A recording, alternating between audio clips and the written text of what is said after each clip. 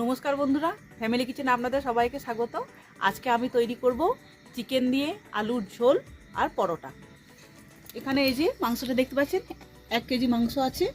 আর এই যে এখানটায় পেঁয়াজটাকে কেটে রেখেছি, কাঁচা লঙ্কাটাকে মধ্যেখান দিয়ে চিড়ে রেখেছি, এই টমেটোটা খুব বড় দিইনি, আর আদা রসুন বাটা।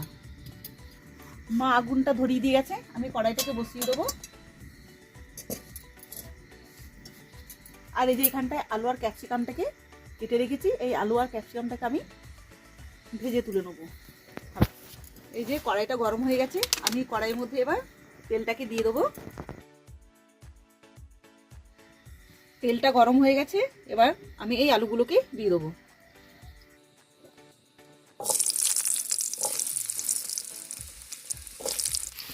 আলুগুলোকে আগে আমি ভেজে তুলে নেবো, তারপরে এই যে ক্যাপসিকামগুলোকে আমি ভেজে তুলবো। আলুটা আমার ভাজা হয়ে গেছে, আলুগুলোকে আমি তুলে নিচ্ছি। একটু লাল করে ভেজেছি আলুটাকে। এবার আমি এই ক্যাপসিকামগুলোকে ভেজে তুলে নেব। ক্যাপসিকামটা আমার ভাজা হয়ে গেছে, আর ক্যাপসিকামটাকে আমি তুলে নেবো।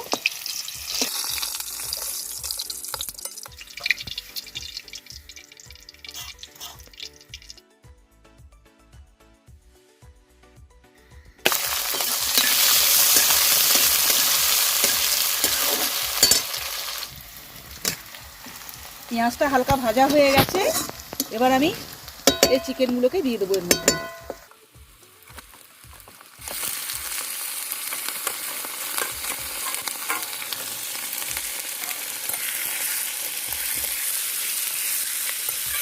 মাংস কিছুক্ষণ কষানোর পর আমি যে আদা রসুন বাটাটা আছে, এই আদা রসুন বাটাটা দিয়ে দেবো।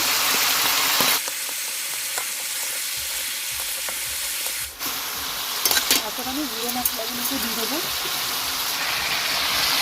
2 চামচের মতন দেবো জিরে গুঁড়ো, যখন ভর্তি। এবার দেবো হলুদ গুঁড়ো। হলুদ গুঁড়োটা আমরা পরিমাণের মতন দেবেন, আমি 1 চামচের কম দিয়েছি। এবার আমি দিয়ে দেবো শুকনো লঙ্কা গুঁড়ো 1 চামচ ভর্তি দিলাম, আর 1 চামচটা একটু কম দেবো। এই যে ঝালের ওপর নির্ভর করে আপনারা লঙ্কাটাকে দিয়ে দেবেন, কারণ আমরা একটু ঝাল খাবো, ওটা বলেছে একটু ঝাল করে করবে, তাই আমি লঙ্কা গুঁড়োটা একটু বেশি দিলাম।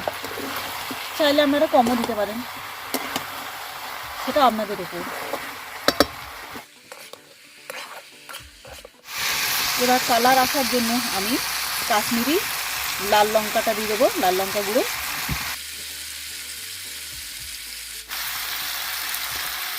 এতে কালারটা খুব সুন্দর আছে।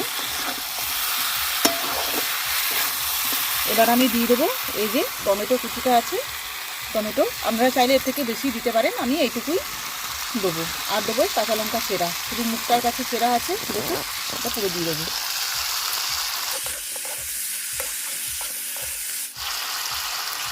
এবার দিয়ে দেবো আমি নুনটা আপনারা আপনাদের পরিমাণের মতো নুনটাকে দেবেন। কিছুক্ষণ এরকম কষানোর পর আমি ভেজে রাখা আলু আর ক্যাপসিকামটাকে দিয়ে দেবো। এই দেখুন বন্ধুরা, হালকা কষানো হয়ে গেছে। এবার আমি এর মধ্যে এই যে ভেজে রাখা ক্যাপসিকাম আর আলুটাকে দিয়ে দেবো।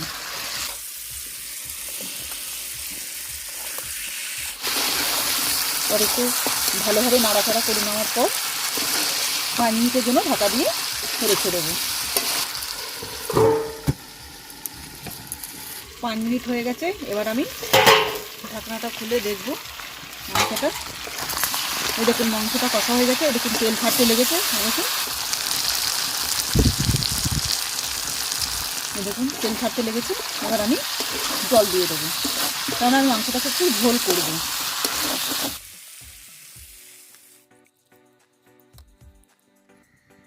যেহেতু আগে আমি কিছুটা পরিমাণে লবণ দিয়েছিলাম, তাই আমি আর কিছুটা পরিমাণে লবণ দেবো, কেননা মাংসটা একটু ঝোল হবে। জল দিয়েছি, একটু লবণ দিয়ে দেবো। আপনারা আপনাদের স্বাদ অনুযায়ী নুনটা দেবেন। আমি মাংসটাকে আধ ঘন্টার জন্য ঢাকা দিয়ে রেখে দিই। যতক্ষণ তরকারিটা হচ্ছে তার করতে আমি পরোটার জন্য আটার ময়দা সেনে নেব। আমি এইখানটায় 500 গ্রাম ময়দা দিয়েছি। এই দেখুন, এই 500 গ্রাম ময়দার সঙ্গে আমি 250 গ্রামের মতন আটা মিশিয়ে নেব। এবার আমি এতে দেব কিছুটা পরিমাণে নুন, দেবো কিছুটা পরিমাণে দেবো চিনি। এটাকে ভালো করে নিই আগে ভালো করে। এবার আমি দিয়ে দেবো সাদা তেল।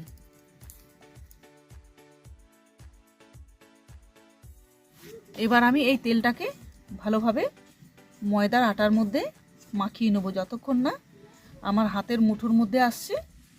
এই দেখুন বন্ধুরা, মাখানোটা হয়ে গেছে। এই দেখুন ময়দা আর আটাটা আমার হাতের মুঠোয় চলে এসছে। এই দেখুন,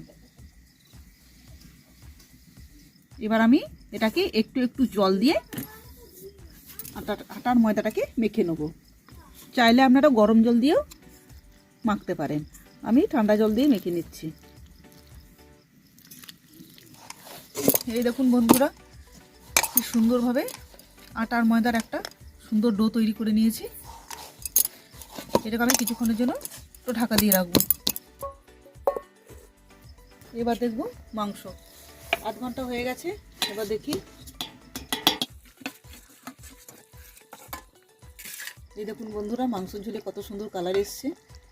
এই দেখুন, এবারটা আমার হয়ে গেছে। এই দেখুন, একটা আলু আপনাদেরকে দেখাচ্ছি।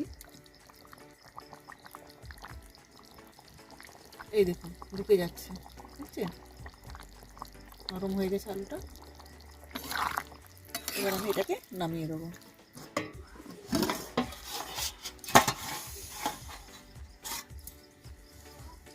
এই দেখুন বন্ধুরা, মাংসের ঝোলে কালারটা কত সুন্দর এসছে, দেখুন কত সুন্দর। এবার আমি এটাকে ঢাকা দিয়ে দেবো। আমি পরোটা করতে চলে যাব। 10 মিনিট আমি মাখার পর রেখে দিয়েছিলাম।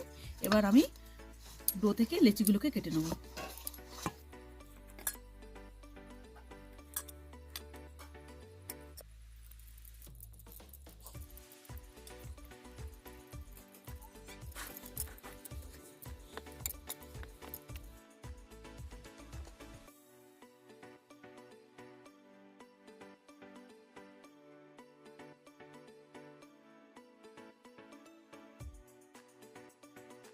আমি এই পিঠটাও সেঁকে নেব।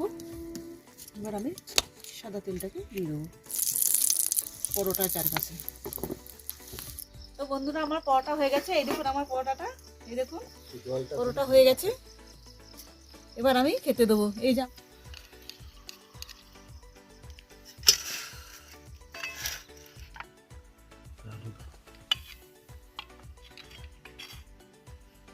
বলেছে, একটা মাংস আর একটা পরোটা খাবে, নিলে আবার পরে নেবে।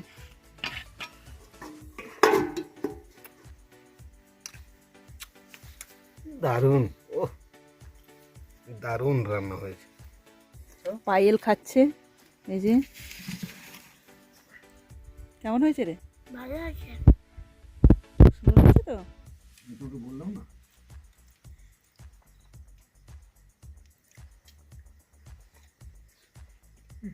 কেমন হয়েছে? দারুণ হয়েছে।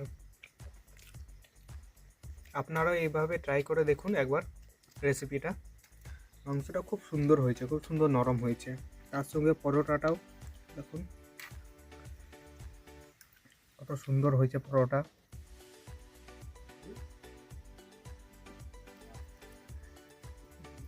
মাংসের ঝোলের সঙ্গে খুব সুন্দর। আমার এই রেসিপিটা যদি আপনাদের ভালো লেগে থাকে তো প্লিজ লাইক, কমেন্ট, শেয়ার ও সাবস্ক্রাইব করবেন। দেখা হচ্ছে পরের ভিডিওতে। নমস্কার।